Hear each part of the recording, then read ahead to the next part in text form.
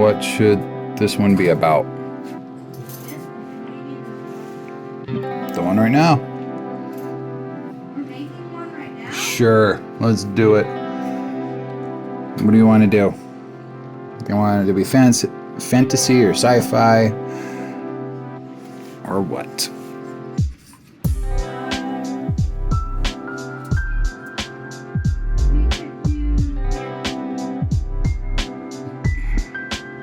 Okay. Magic? Yeah. A magical forest? Let's do a magical cave. A magical cave. Okay. Yeah, but the cave is like really lush. It's like a lush cave. Lots of vegetation. Yeah. Okay. And like super cool ponds and waterfalls and stuff. That sounds cool. All right. Well, let's do it.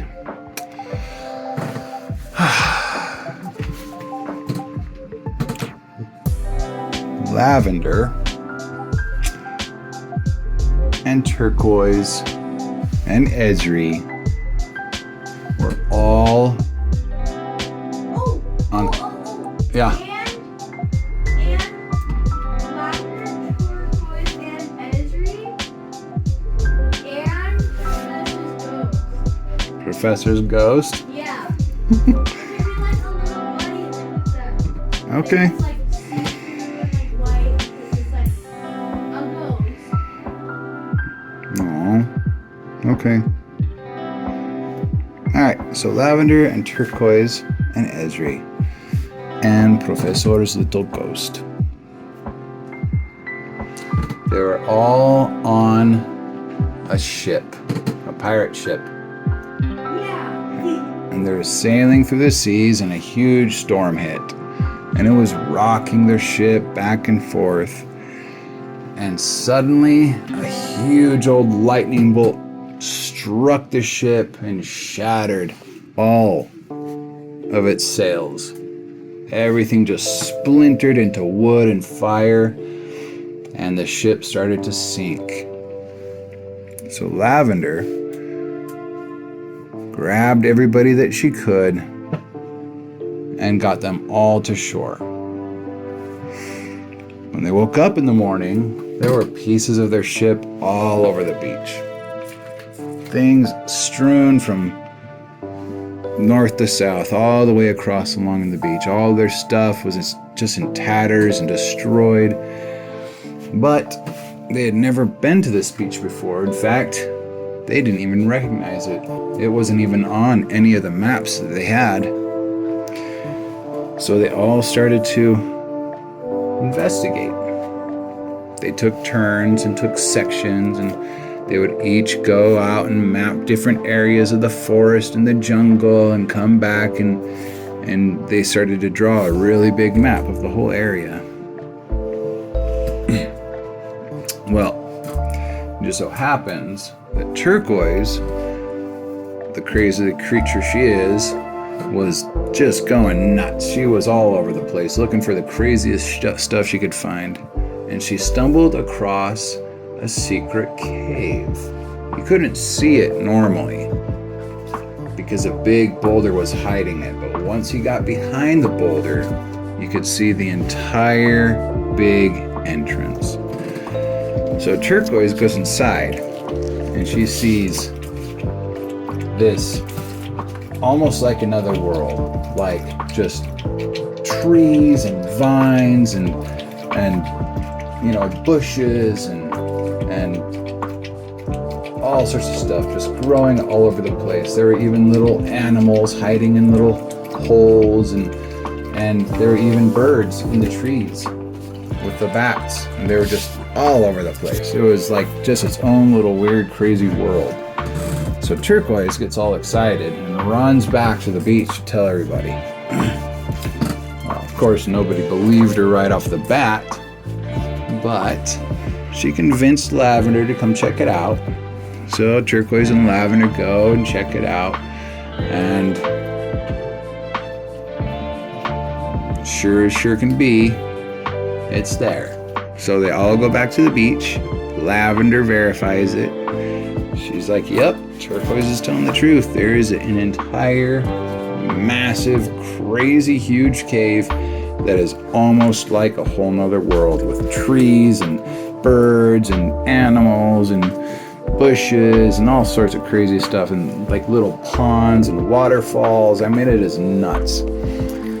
So everybody runs back and decides it's probably a pretty good place to stay. You know, they don't have to build a shelter. They don't have to go hunting for vegetables, you know, foraging for vegetables or fruits or anything. It's just all right there. So they all go and set up a little tiny area right inside the cave. So they didn't, you know, go too deep. They didn't want to disturb it. So a little tiny nook right inside the mouth of the cave. They set up camp and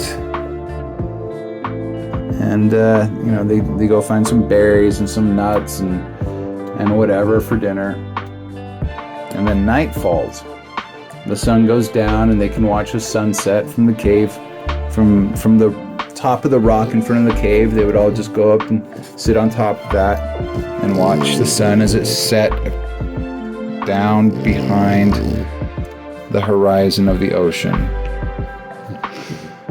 Well, as soon as the sun went down, it got really cold really fast.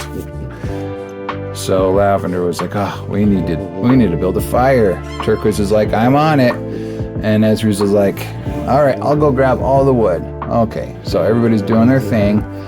And Ezri brings the wood back, and Turquoise has a whole area cleared and space made for it.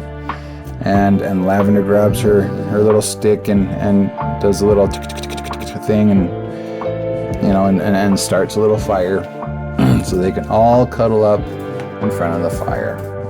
So the fire's blazing and he's coming. So the fire's blazing and they're all warm and cuddling up next to each other. And suddenly, Lavender hears Professor say, put it out. And Lavender's like, what are you talking about? We just made this fire. It's freezing cold. You want us to spend the entire night in this crazy, super cold cave. And again, she hears Professor say, put it out. But, you know how things go. Lavender's like, well, I mean, it's probably not that big of a deal if we keep it going, right? Not a big deal. So we'll just keep it going. And one last time, she hears Professor say, put it out. And one last time, she sheepishly ignores his otherworldly advice. So the fire is finally dying down and they're all cuddled up next to each other in a big little puppy pile. The fire's just nice glowing embers now. And all of a sudden, the ground starts rumbling. And it starts shaking a little bit. And the embers inside the fireplace, or inside the fire pit, start to kind of thump together. Thump, thump, thump, thump, thump, thump, thump, as if it was building something. And in fact, it was. The embers inside the fire pit all came together to create what looked like kind of a little burning guy, like a little lava man or something. And the little lava man was like, who woke me up? And Lavender's like, I mean, Ezri gathered all the wood. And the little lava guy said, who woke me up? And Lavender is like, I mean, you know, I was the one that started the fire, so I guess I'm the one that woke you up. And the little guy made of burning embers hopped out of the fire pit and walked right up to Lavender and looked her square in the eye and said, "You need to put me back to sleep." And as soon as he said that, he crumbled right back into all the little embers and pieces of wood and charcoal and dusted right back into the fireplace. Lavender's like, oh, okay. I'm not quite sure how to put a fire pit demon back to sleep, but sure. Let's get this figured out.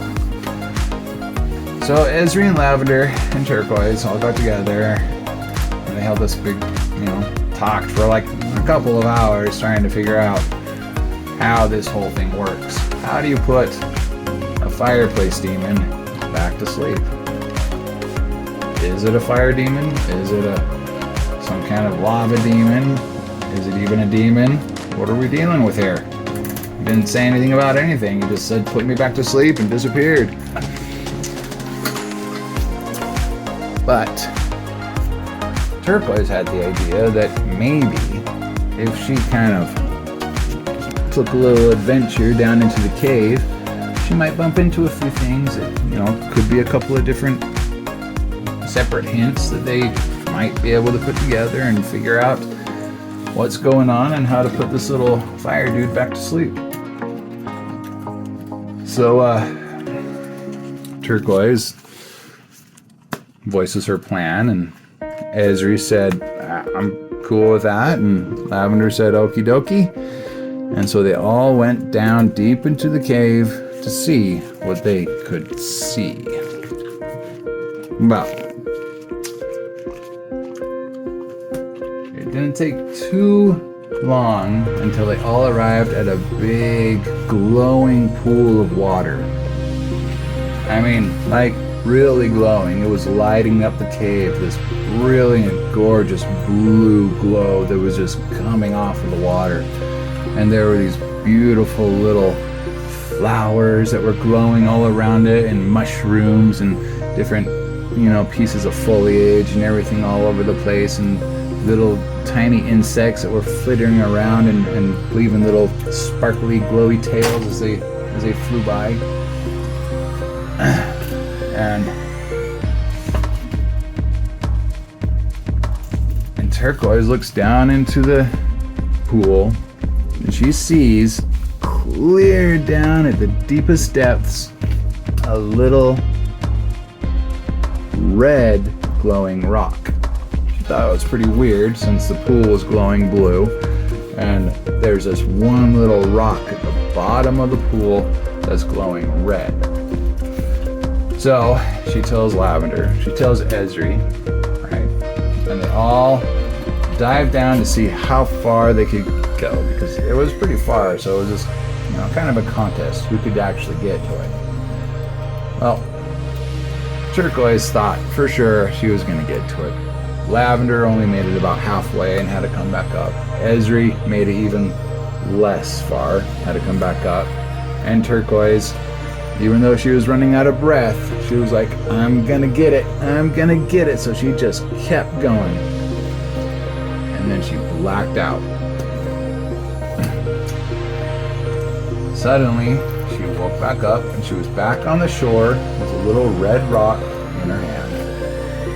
And she said, "What happened?" And did I get it? And Turquoise and Ezri kind of look at each other, or Lavender and Ezri look at each other like, "Don't you remember?" Turquoise is like, "Nope." You pretty much drowned. This is all Professor. He saved you. He went down, grabbed the rock and you, and pulled you back up, put the rock in your hand, and then, went back to wherever he goes. And Turquoise is like, oh man, well, that was stupid of me, huh? Everybody's like, yep, you probably shouldn't have done that. So, as they're just sitting there, trying to figure out what this glowing red rock is, it dawns on Turquoise that this might actually be the fire demon. And he might actually want to go back to where all the other glowing red rocks are. So, they go a bit further into the cave and they find another big cave full of glowing red rocks. And Turquoise walks right into the middle of it and sets the little one down in the middle of all the tiny little rocks that are all glowing. And as soon as she does, all the rocks come to life in little glowy lava demon form. And they all give the new rock a big hug because he had been missing for so long, nobody knew where he was. And the little fire demon walked up to Turquoise, gave it a big hug, and said, "Thank you so much for putting me back to bed. Now I can finally really go to sleep with my family."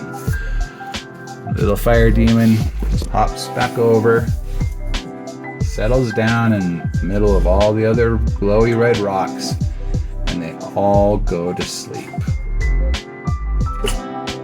Ezri, Turquoise, and Lavender make their way all the way back to their original camp space. And when they got there, the fire was back on, nice and big, nice and toasty, nice and warm for everybody. And they all cuddled up together and went to sleep. The end.